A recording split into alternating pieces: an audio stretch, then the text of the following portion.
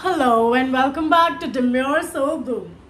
I use this new bandana. I really like it. Thank you. So this is like completely irrelevant right now, but this is my fifth attempt on recording this video. So I guess by now I might just be at that point where I'm like, just please let me get the message out. So if you're finding this message, it's really important. It is meant for you, and just know that if this is a message, I usually give out messages in a more, you can say, educative manner, so that it's easier for you to also understand what is to come for the day or the week, or what is happening in the moment for you. All right? And yeah. So today, first of all, I would like to start off the video by saying that healing, again, is a journey. But it is not about fixing you. It's not about becoming the perfect version of you. It is about becoming the authentic version of you, okay? A lot of people talk about healing from a perspective that, we are healing in order to become this person. We are healing in order to receive this. We are healing in order to be this.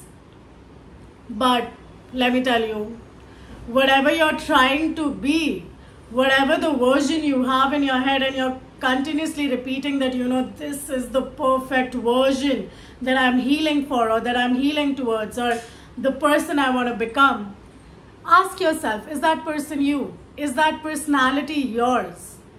Or is it something that the society has defined for you, others have defined for you, people who are close to you have defined for you, the movies that you watch have defined for you, and that is why you're striving for that? A lot of times in the initial process, when you start healing in the initial stages, definitely looking up to somebody and being like, you know what, that personality I like, I would like to have it. It's a different thing from being like, that is the personality I'm going to become. Why do you want to become something that is already out there, which is not authentic to you? Do you even know who your authentic self is, or how you define your authentic self, or what authentic self truly is? Most likely, if you're watching this video, you do not know about it. Because a lot of us, a lot of people, we do not really work on our shadow aspects. We do not really focus on our shadow aspects because we think that, you know what, it's just a part that we don't like. And if we don't like it, we have to avoid it. No. For example, a lot of people while you were growing up might have told you that, you know what, you are too outspoken, you're too bold, you speak too loudly, your voice is not that great. And over the years, you have been working in order to not be outspoken, not have a loud voice, not have the boldness, because others told you that it is not very likely to have it to fit in a society that they have built for you, right? So when you say that you're becoming the perfect version of yourself, if you're becoming that perfect version that society has defined you, defined to you, then it's not yours. You're always going to feel unfulfilled. You're always going to feel like something is missing. You're always going to feel like, oh my God, what healing is so slow, healing does not make sense. Obviously it does not make sense, because you're not healing for yourself. You're healing to be accepted in a society that is just following one rule, which is to have control over everything. And the first lesson of healing is that you need to let go of control of the end result, of where you're going. You need to release control of how you want it to be. It's all about controlling what you can, right? Okay, so detachment as a concept is very confusing for a lot of people, because people think that detachment is complete denial or complete forgetting or complete ignorance of a situation that is going on. No. It definitely does not mean that, you need to escape negative emotions, and it certainly does not mean that you berate yourself, or you make yourself feel small, or you compare yourself, or you complain about yourself for not doing good enough. That is not detachment.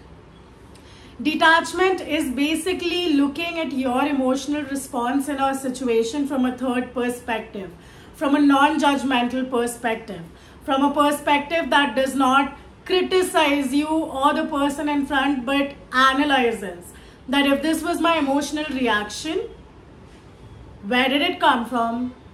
Was it valid? Do I still need to be in that emotional state to deal with this situation?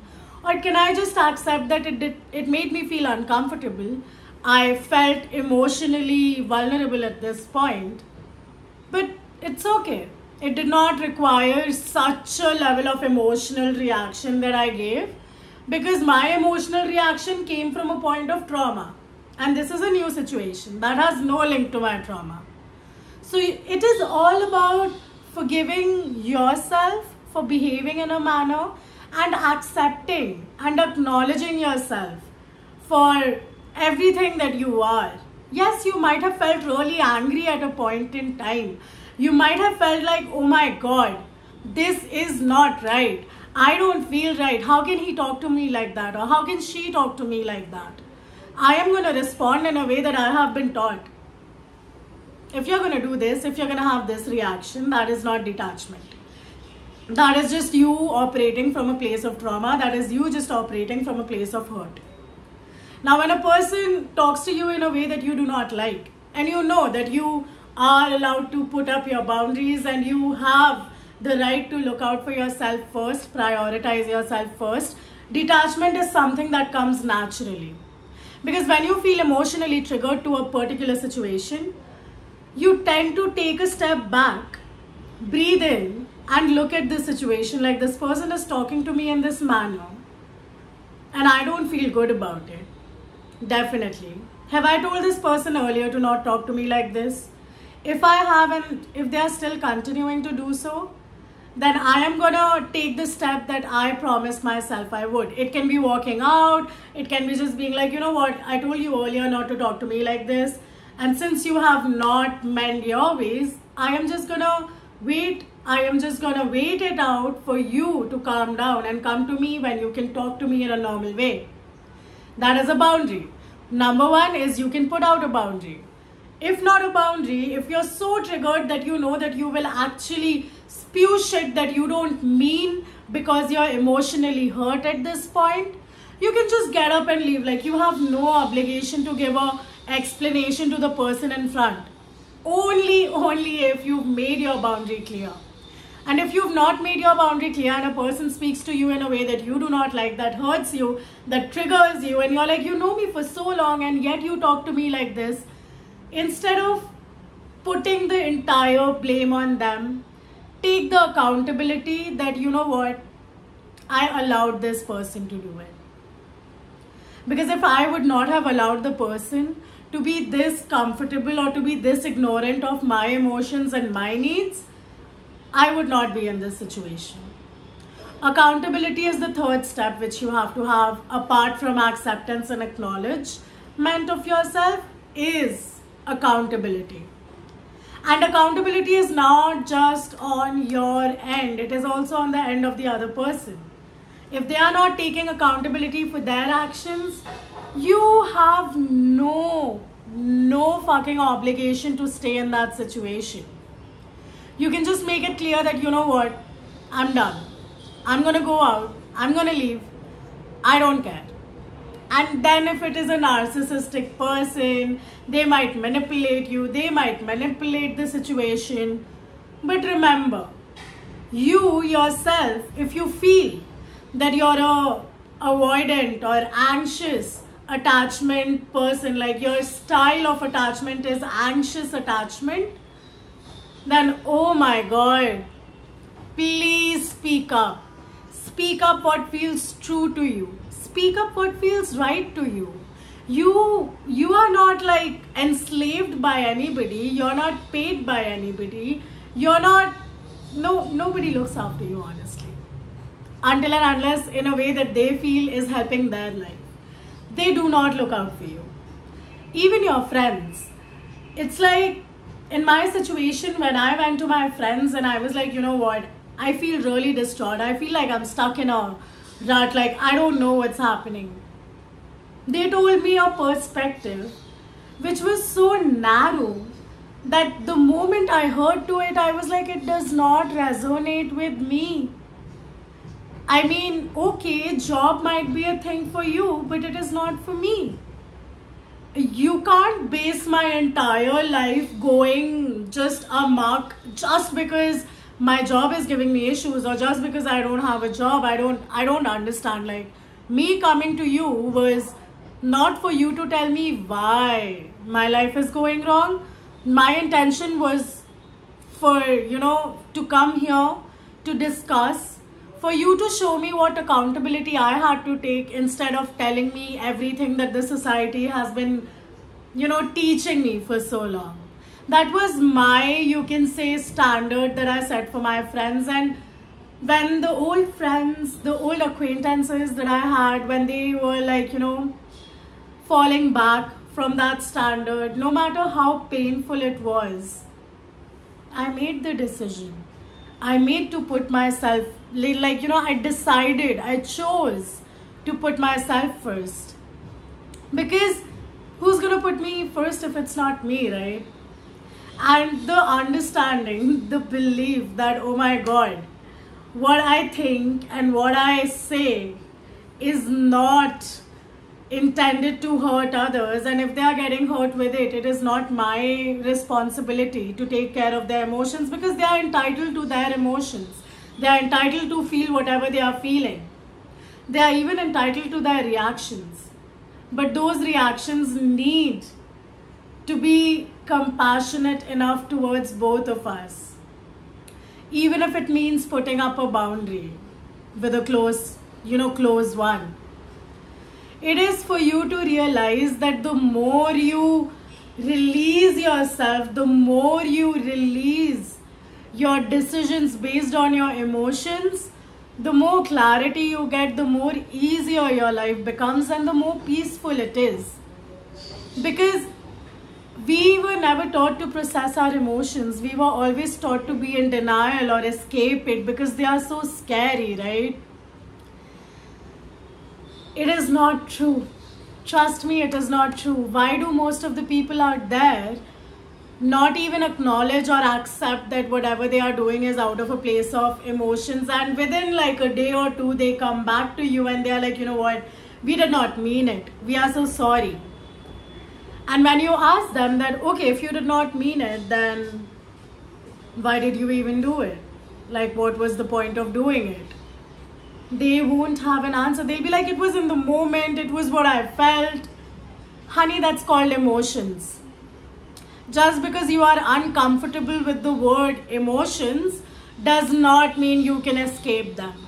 Does not mean that you can keep on projecting your insecurities onto a person who's there, who's your friend or who's your significant other, trying to be there for you. You cannot be like, you know what, I'm just going to be Hitler, I'm just going to be Nazi, I'm just going to be abusive towards you. But you will always be like this, because that is how you have always been. That is a narcissistic character, and I have had a lot of narcissistic characters in my life for me to actually talk about it, to actually tell you that they come from a place of deep trauma and hurt and deep manipulation and deep, you can say, denial, that they don't even want to sit with themselves. They are so uncomfortable sitting with their own emotions or the past trauma that they have faced. They put it onto you. They project it onto you.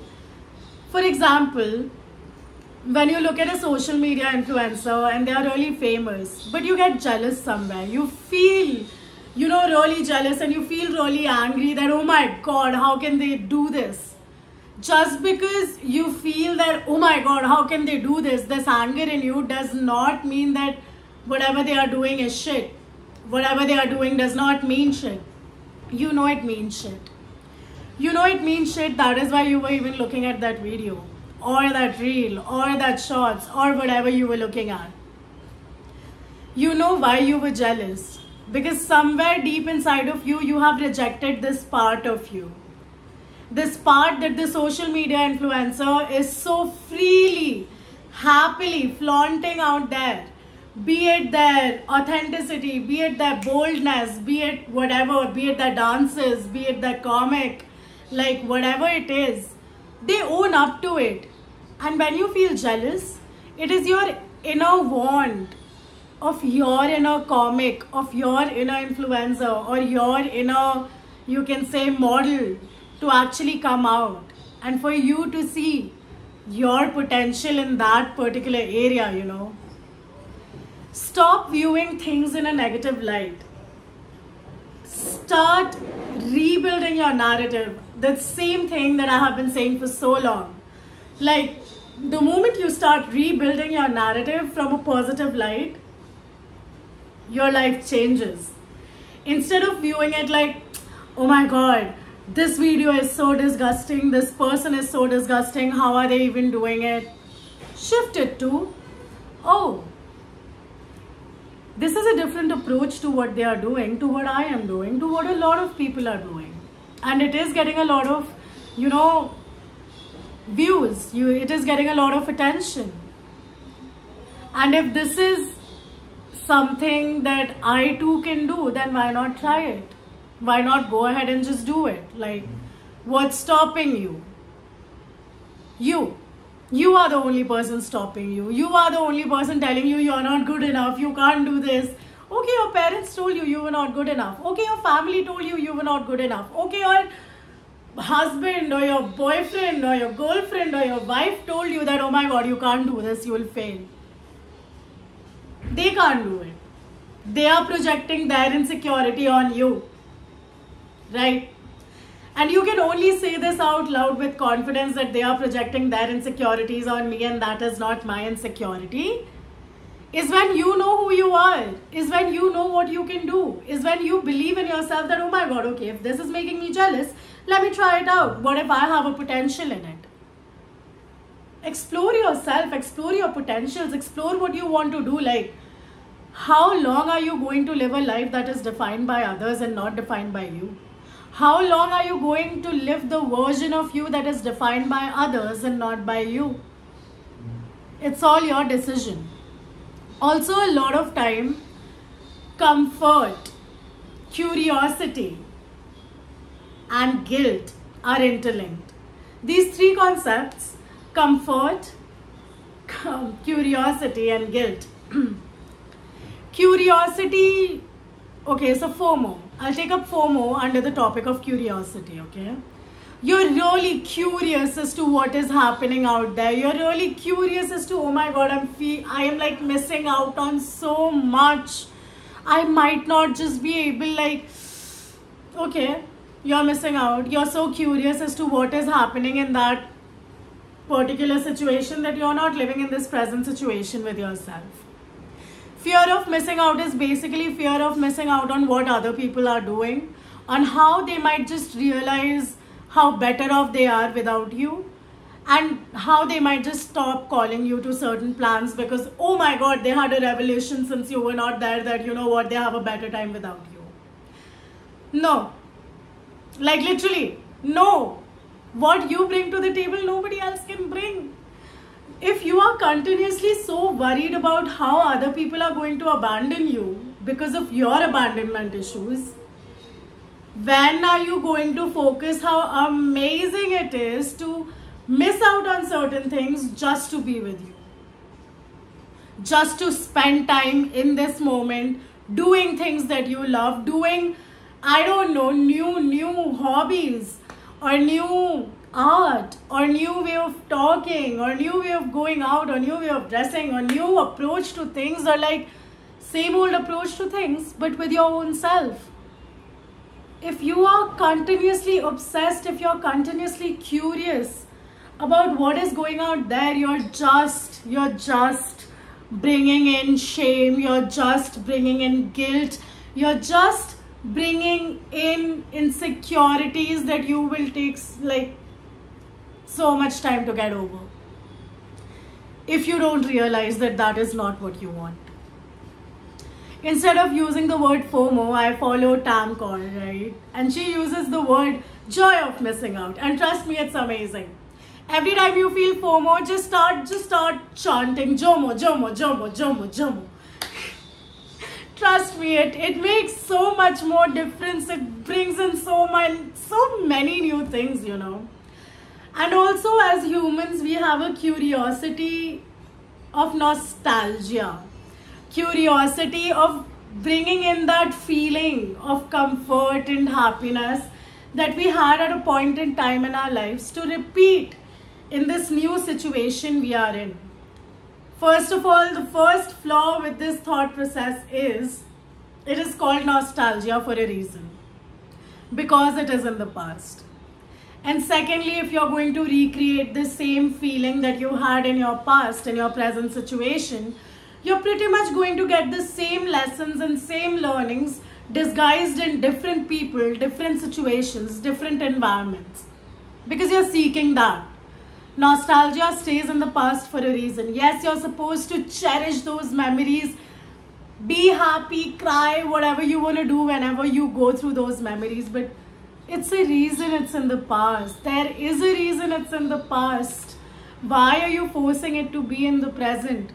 Why are you continuously doing things in a way that you seek that peace that you had in the past?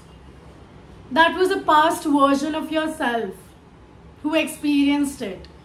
This new version is way more evolved. This new version requires different things.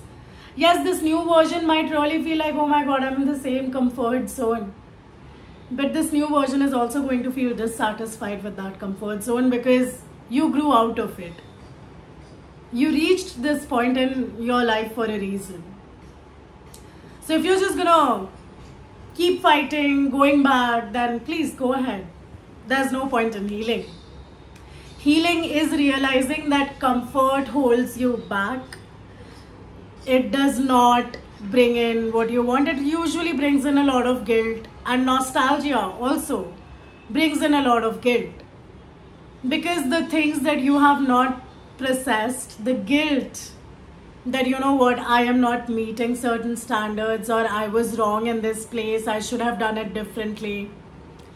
Focus on the word, the phrase should have. Should have itself says that it is a societal expectation and it's not you. If you truly felt that you would want to do something differently, you would not be like, oh my God, let me go to the past and recreate a situation and do it differently. No. You'll be in the moment and you'll start doing things differently. There is no guilt in doing things differently. The only guilt that lies is that you are not doing things as society wants you to do. Or the guilt that you missed out on so many things. Or the fear of rejection, the guilt that, oh my God, I was rejected. Even if I knew I could do something else, I did not do it. Be rejected as many times as you need to be rejected in order to realize that those rejections were actually guiding light to your dream self, your future self, your fulfilled version, your authentic version. It's okay. Not everybody is supposed to get you, okay? So the feeling of curiosity regarding your past, let it go. Be curious about your future. Don't be curious about your past. First. Second, if guilt is coming in, see the reason why is the guilt coming in. Is it because of your belief? Is it because of your value? Or is it because of somebody else? Is the guilt coming in because somebody else told you to do things certain way, which would have brought results in, but you did not? Well, you learned something. And learning does not have to be always hard and always heartbreaking.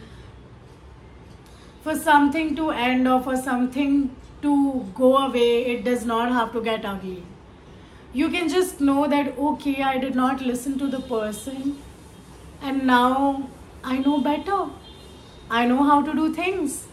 I know how to deal with people. I know how to deal with this situation. I know how to go ahead with it. You know now. You won't be like they knew and that is why I did it. No. This time when you do things, you're going to be like, I know it. I have done it. So stop limiting yourself, okay? Like literally stop limiting yourself. You have no reason to limit yourself. Go out there, be yourself. Be as crazy as you want to be. Because you are making a legacy, you know. You're creating a legacy. Create it. Be happy about it. Yeah, so let's do the culmination point of this video. Let's get to the point that where are you? What are you doing in your healing journey? What all do you need to do further in your healing journey? And realize that it is a journey and not an event. It is a lifelong process. You take one step forward, you might take 3 steps back. And that irregularity is what makes you you. Okay? Damn, 2 of Wands. Practicality. Practicality, make practical decisions. Expand your reality, like expand your options.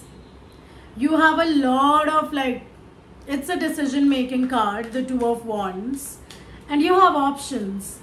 Look at your options. They might even include traveling, they might even include starting something new in a different place, shifting to a different place, or meeting new people. 2 of Wands is all about your planning and your execution. Plan it well. Have a wide-eyed perspective to things. It's really good. At least that's what I'm getting. The King of Pentacles and the 2 of Wands, like practicality goes hand in hand. Make the choices. You have a lot of choices in front of you.